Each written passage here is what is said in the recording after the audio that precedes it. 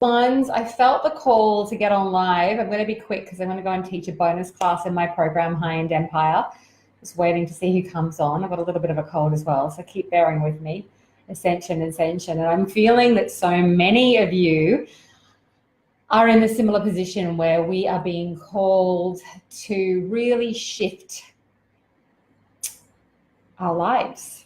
And I'm just going to see if a few people jump on. I've also got a link here today, Crystalline Money Matrix, which is our free 2-minute quiz. It's a really juicy deep dive into rapid divine ascension. We have modern day goddesses and ancient goddesses, and I go into what your core rich diva archetype is and what the darkness is that you need to look at in order to ascend and evolve, and what the light is that you really, really rock. It's your God-given, divine, sacred, holy talent, your beauty, your gifts, the light.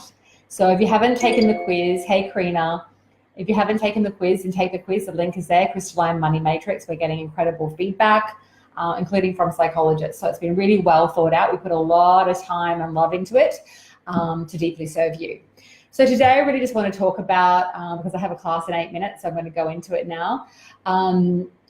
I've got an affirmation there, talking about our pain and our suffering. And really at the end of the day, when you make a conscious vow and a decision, rather than allowing the pain to kind of erode the very fiber of your being, your vibration, your body, your health, your business, your relationships,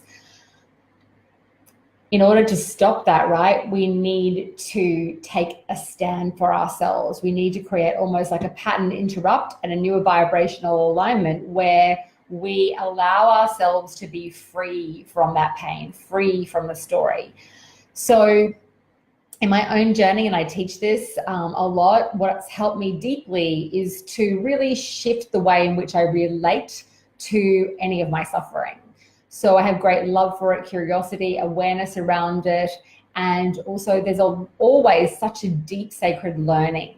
So a question you may want to ask yourself is, what do I need to learn here? What is the gift in the suffering that I've received? And now how can I use that to serve and help someone else? It's such a great, beautiful process to be able to use that pain and, like I say, make it rain and turn it into your teachings. So to wrap up today, I want you to start chanting that mantra. You can answer the questions below. And really, I want to know, what do you take a stand for in your own life? Where are you going to make a shift? Where do you need to speak up for yourself? Where do you need to really, I love the statement of taking a stand. I take a stand for my abundance. I take a stand for my relationships. Not to be sort of like full on expectation in terms of demanding how someone else be with you.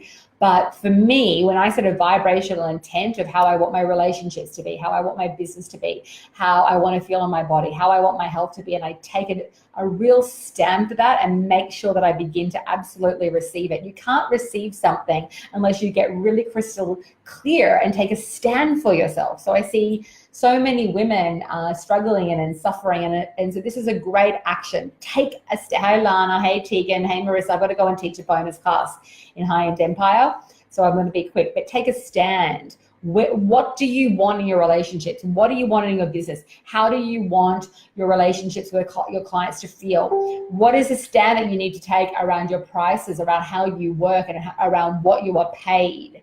What are you standing for with yourself? And really, this is an act of vibrational intent,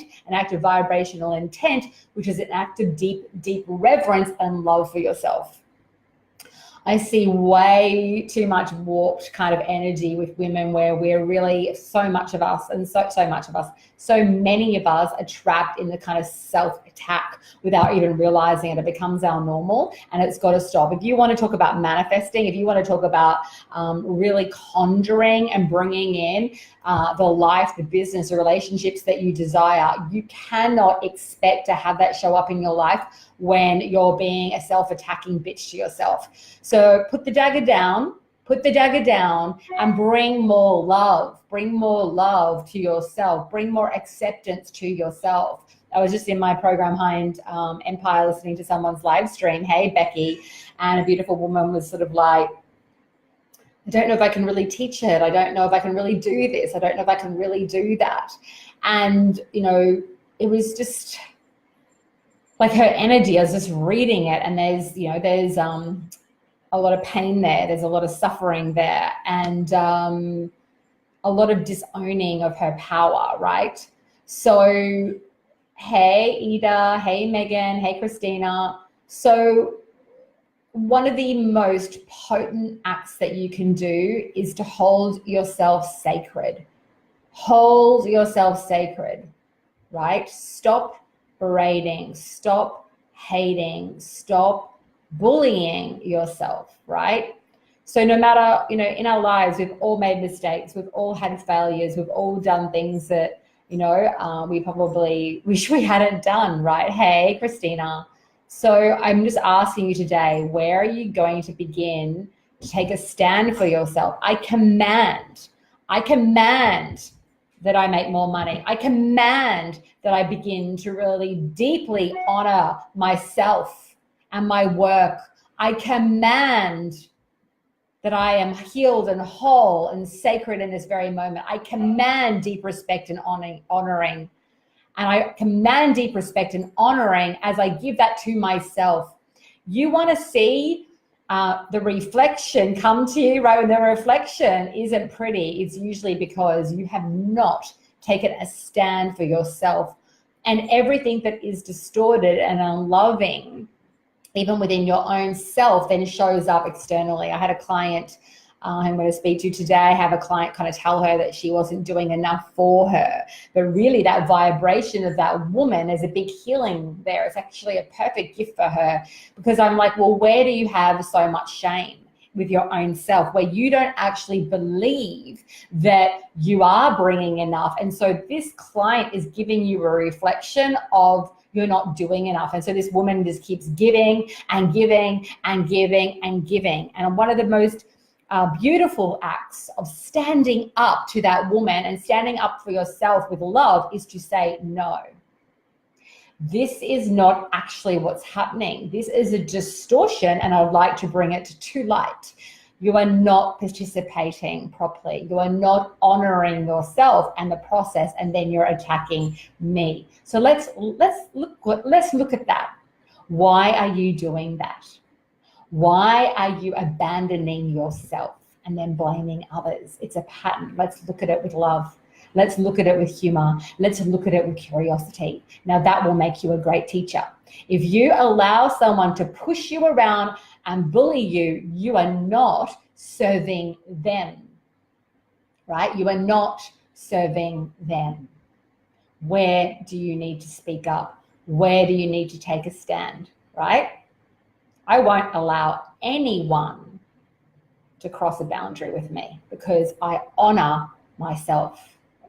I honor who I am. I honor my energy. I honor my health. I honor myself. So when someone is out of alignment with me, I bring it forward, and I bring it forward with clarity and love to create a shift. A shift. I'm about to go into a class in High-End Empire, and I will call whatever I feel that I need to see, not because it gets my rocks off, not because I'm holier than thou, not coming from ego. If I see the distortion, I will speak to it, and in that way I become a powerful teacher. When I deny the truth, when I don't speak up in my fullness with love, we have the distortion. We actually become part of the problem and keep perpetuating the myth, the illusion, and the suffering and the victimhood.